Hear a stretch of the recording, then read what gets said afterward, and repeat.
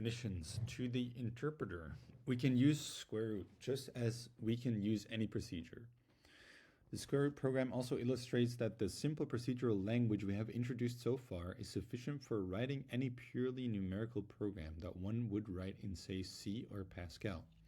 This might seem surprising since we have not included in our language any iterative looping constructs that direct the computer to do something over and over again. Square root iter, on the other hand, demonstrates how iteration can be accomplished using no special constructs other than the ordinary ability to call a procedure. That's square root iter. Okay, so using recursion. Exercise 1.6. Alyssa P. Hacker. Alyssa P. Hacker. Is that like a word joke?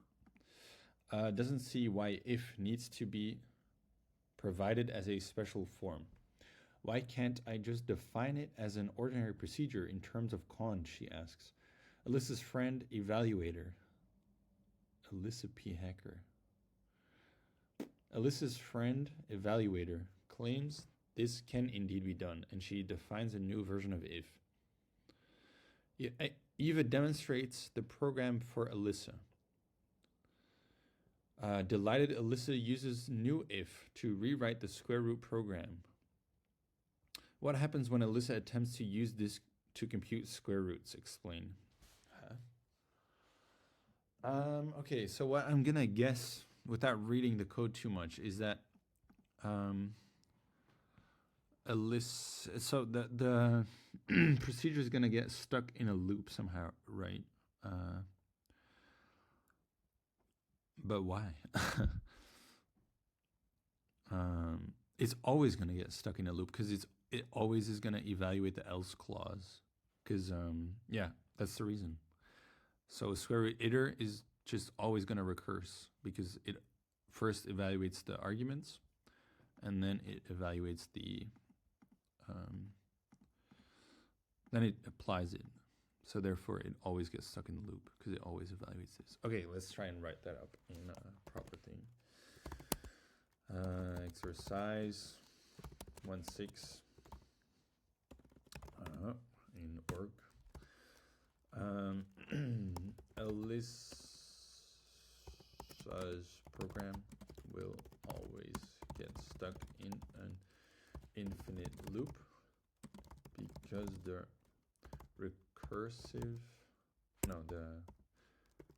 because the else clause will be evaluated no matter the result of the, what's it called, the predicate. Therefore, it will always, therefore, the procedure will always call itself recursively. Yeah. Exercise 1.7. The good enough test used in computing square roots will not be very effective for finding the square roots of very small numbers. Also, in real computers, arithmetic operations are almost always performed with limited precision. This makes our test inadequate for very large numbers. Explain these statements. Okay. With examples showing how this test fails for small and large numbers. Okay, let's try that. So I think I'm gonna copy the stuff, and then make a new file. Exercise 1.7.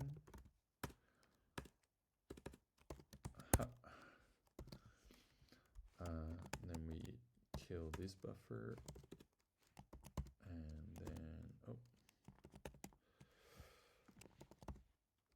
okay. Yeah. Now if we run geyser here, it's gonna replace info again probably, but oh no, this time it did it correctly. That's interesting. Then evaluate that. Warning, unbound variable square. Okay, wait, let's define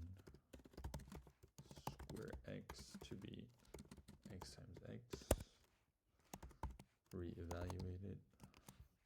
Okay. And now we can here do square root of 3. And then we get that being. Okay, now, so we need to show how to test fails for small and large numbers. So is it sufficient to just put in a small number and see what happens? Like this is, okay.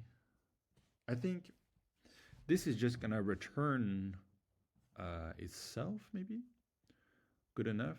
Then you turn the guess, and we start with 1. Wait. And then, okay, so good enough is gonna square 1, and then 1 minus 1/10,000th is definitely gonna be, oh no, that's gonna be bigger. Wait. So 1 minus, so then it is gonna recurse. So this does work, I think. Wait, yeah, no, that, wait, what is the square root of 1 over 1,000? That's the square root of 1 over the square root of 1,000. Square root of 1,000 is, what is the square root of 1,000? Okay, let's do 1/10,000 is 100 times 100.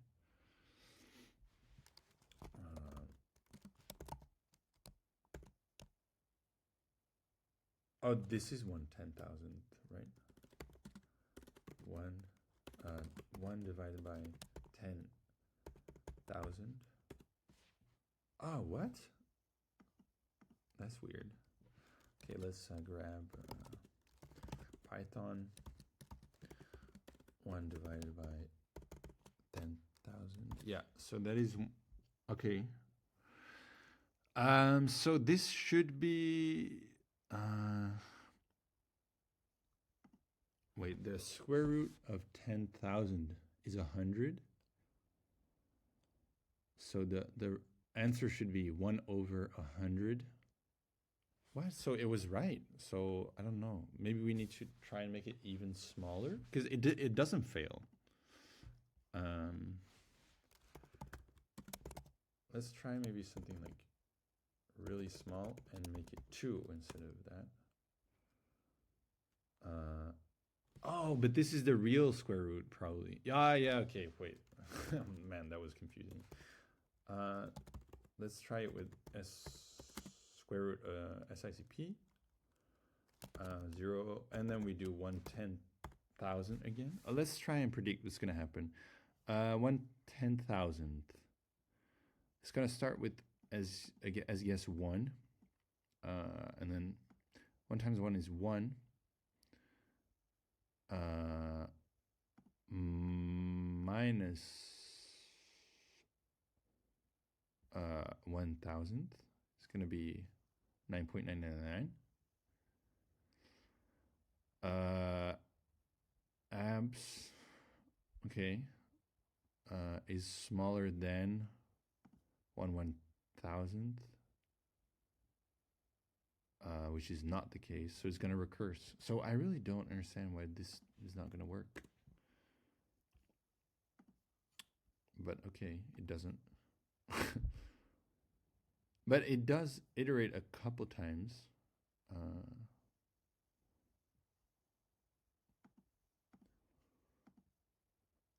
It doesn't just stop immediately. What? Okay.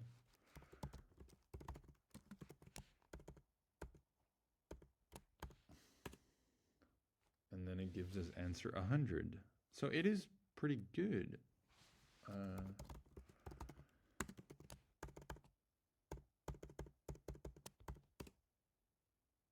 Is that...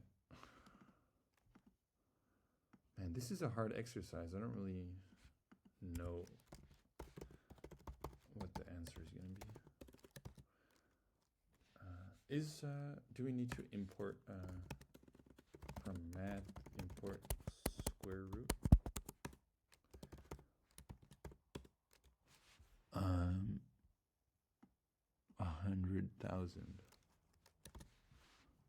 100,000. So it does. But okay. The problem is probably that we're using. Oh, I didn't start a timer.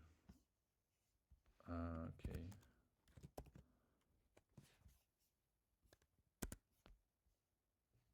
That's annoying.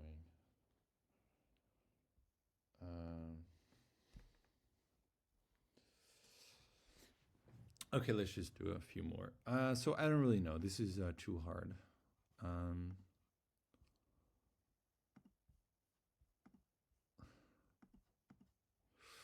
Okay, and then it asks you to write a better good enough function. So the first part of the question, I don't really know. The problem is probably going to be, because the number is really small, 1/1000 is actually a very big difference to be off by, so it's not going to work anymore. But if we try it with like multiples of 10, it works pretty well. But maybe that is because we start with 1, which is 10 divided by itself. What is that then? 10 to the -1. So it's a powers of 10. Maybe it does work really well with powers of 10 for some reason. Because the average... let's try square root SICP of 0. Like that. 120,000. Oh, or no, what is that then? 150,000. And what is the real answer? Yeah, okay, so that's pretty, it's off by a factor of 2.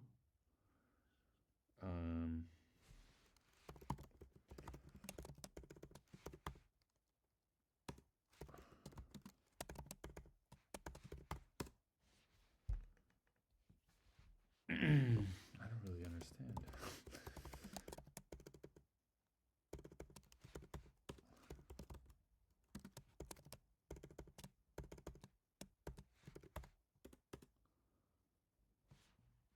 Wait, but maybe we just missed a 0. So I typed 1, 2, 3, 6 zeros. Oh yeah, so this is way more. Wait, I just made a typo.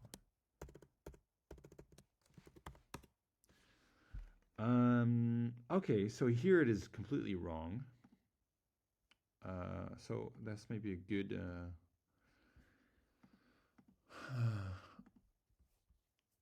that's a good example of where it goes wrong, but I don't know how to put it into words why it goes wrong. But let's just try the second part of the exercise, which is try to make a better good enough function. Watch how guess changes from one iteration to the next, and to stop when the change is a very small fraction of the guess. Design a square root procedure that uses this kind of end test. Does this work better for small and large numbers?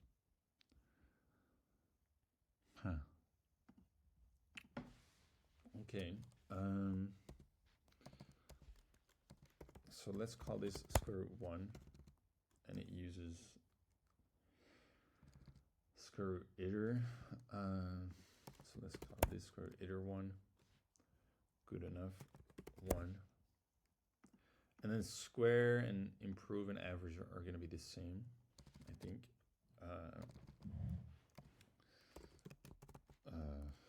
Given improvement of good enough. Let's see here. So we write, oh yeah, and then we need to do this for iter 1. Let's try writing square root iter 2. It uses square root 2 uses square root iter 2. Okay, and what does it say here? So we need to remember the previous guess. So I think we need to add an argument here. Previous guess. and then we have guess. Okay, good enough, previous guess x, improve guess x. Okay, then we need to rewrite. Oh yeah, and we need to here put the previous guess. So maybe in the first loop, man, I don't know. What do we give as a argument for the first time we run the loop for previous guess? I probably okay, wait.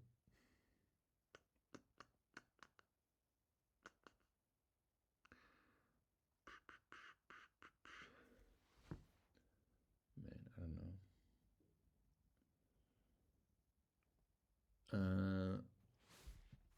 Okay, let's try something.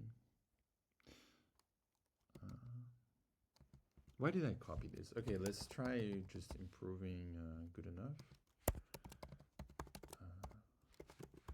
Good enough to previous guess. And now what? Watch how the guess changes from one iteration to the next and stop when the change is a very small fraction of the guess. Stop when the change is a very small fraction of the guess. Okay, so if previous guess minus guess, and we take the abs of that. If that is smaller than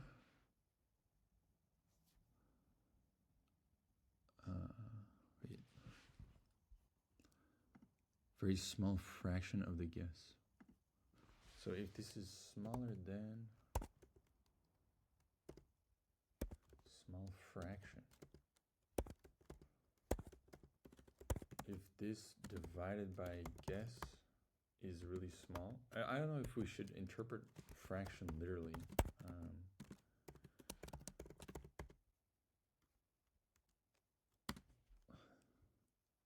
Oh wait, okay. And wait, what? Why? Okay. Like this, right? But now I'm thinking, what do we do the first iteration?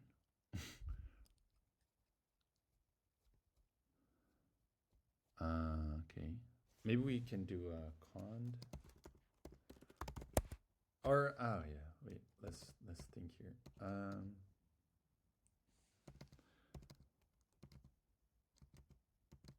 Because if we just put in 1 2 times,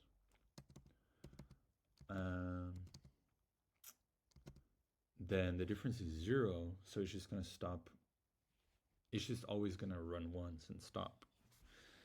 So I think what we should do is add an extra clause here. Okay, then we need to rewrite this. If it is good enough, just return guess. And this is else loop, right? Oh yeah, and then we need to do this. Square root iter2. And then we pass in guess as the previous guess.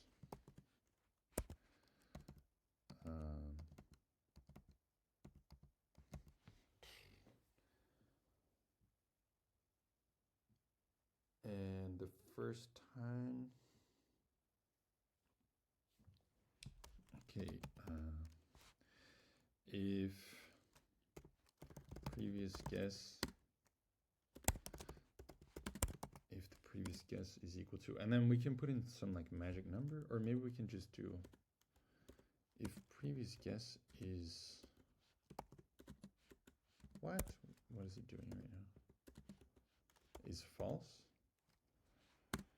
then we run iter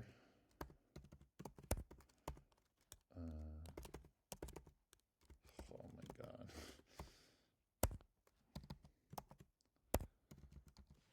need to think.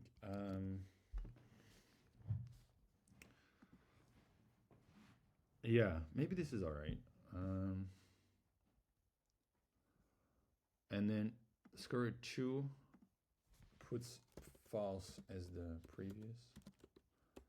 What the hell? Okay. Is this gonna work? I highly doubt it. Warning. No, wrong number of arguments for good enough. Okay, so good enough doesn't exist anymore.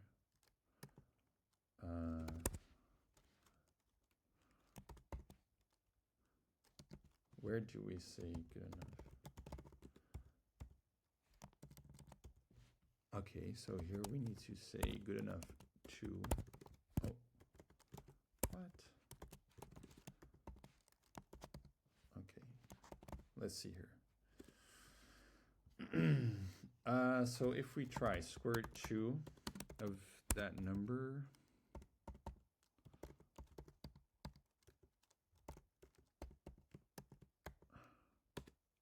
oh, wrong type argument. Okay, so we can't just random. What is the point of having a dynamically typed language if you can't pass in false? That's just silly. Previous guess. Like, how does it know that that we expect a number there? I don't know. Wrong type argument in position 1. Square root error. Ooh. Ooh, ooh. Previous guess. Okay, we can just put in like a magic number, but that is like a ugly solution. I don't know why.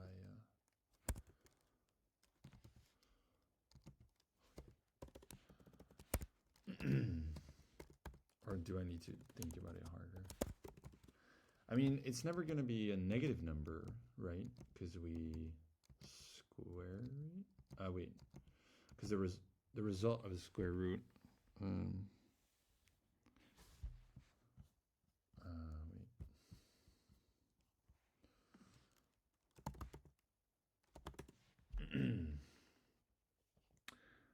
Yeah, so it's never negative.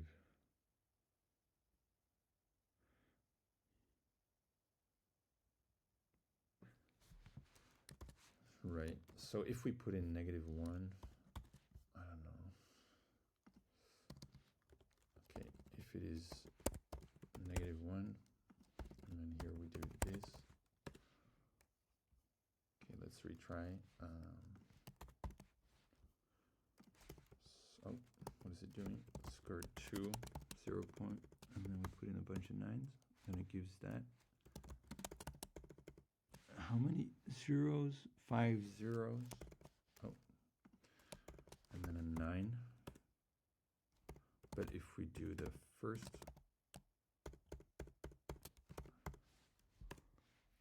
yeah.